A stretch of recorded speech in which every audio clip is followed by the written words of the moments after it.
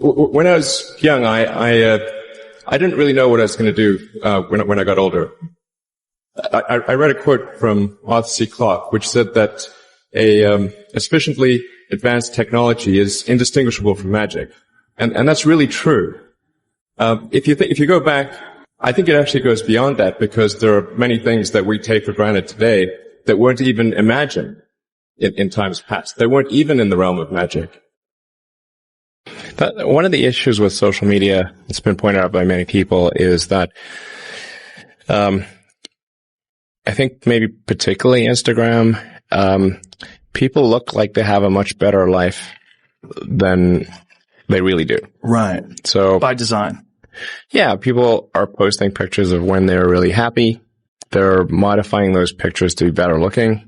Even if they're not modifying the pictures, they're at least selecting the pictures for the best lighting, the best angle.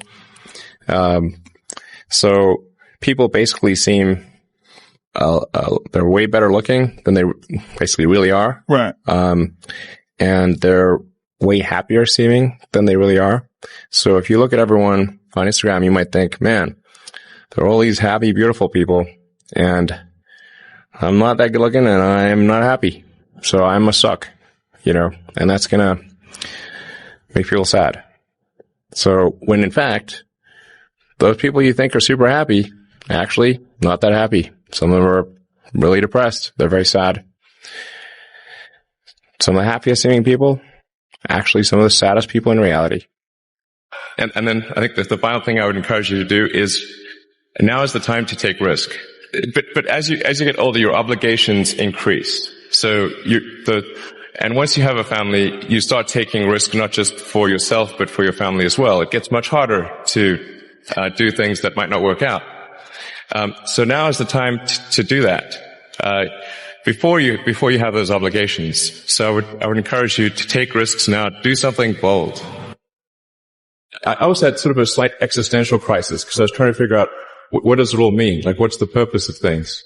And I came to the conclusion that if we can advance the knowledge of the world, if we can do things that expand the scope and scale of consciousness, then we're better able to ask the right questions and become more enlightened, and that's really the only way forward. I think also people tend to overweight risk on a personal level. Let's say you're young and you're just coming out of college or coming out of high school or whatever. What do you risk? You're not going to stop. So what does super hard mean? Well, when my brother and I were starting our first company, instead of getting an apartment, we just rented a small office and we slept on the couch. And we showered at the YMCA, and we're so hot up we had just one computer. So the website was up during the day, and I was coding at night. 7 days a week, all the time. And I sort of briefly had a girlfriend in that period, and in order to be with me, she had to sleep in the office. So, work hard, every waking hour. That's the thing I would say, particularly if you're starting a company. The difference between really believing in your ideals and sticking to them versus pursuing some unrealistic dream that can actually have merit. And that is a really difficult thing to tell. Can you tell the difference between those two things? Very rigorous, in your self-analysis. I think certainly, being focused on something that you're confident will have high value to someone else, and just being really rigorous in making that assessment. Because people tend to, a natural human tendency is wishful thinking. So a challenge for entrepreneurs is to say, well, what's the difference between really believing in your ideals and sticking to them versus pursuing some unrealistic dream that doesn't actually have merit? And that is a really difficult thing to tell. Can you tell the difference between those two things? Right. So you need to be sort of very rigorous, in your self-analysis. I think certainly extremely tenacious,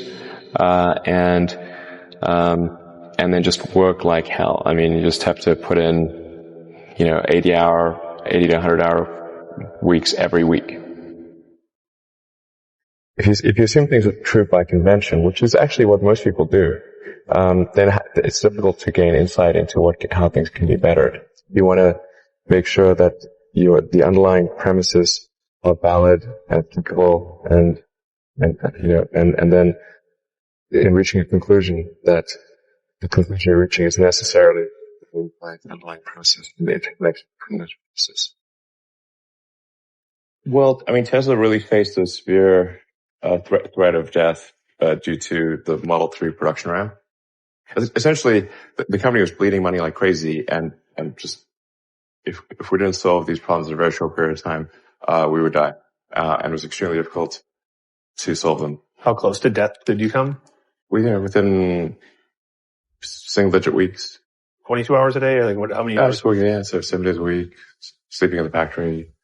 I worked in the paint shop, general assembly, body shop. No one should put this many hours into work. This is not good. People should not work this hard. They should not do this. This is very painful.